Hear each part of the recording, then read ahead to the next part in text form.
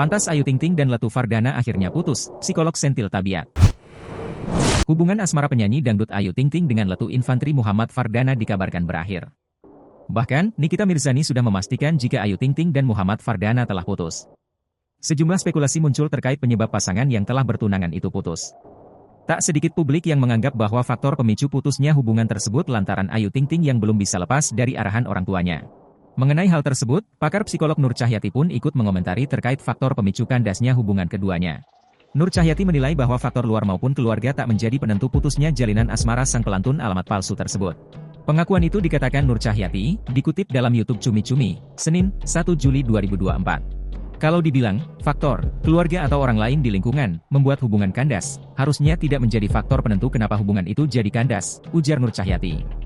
Sebab menurut Nur Cahyati, faktor utama yang menentukan hubungan ini akan berakhir demikian tak lain karena masing-masing tabiat dari setiap pasangan. Karena biar bagaimanapun yang menentukan ketidakcocokan apakah hubungan ini layak dilanjutkan atau tidak harusnya diri sendiri sama calon pasangan. Bukan faktor luar, tegas Nur Cahyati. Proses tersebutlah yang biasanya dianggap sebagai kematangan atau kedewasaan. Ini yang disebut adalah kematangan dan kedewasaan, imbuhnya. Akan tetapi, jika ternyata faktor tersebut yang menjadi pemicu kandasnya hubungan janda satu anak tersebut, maka Nur Cahyati beranggapan hubungan asmara Ayu tak efektif dan akan selalu berakhir sama.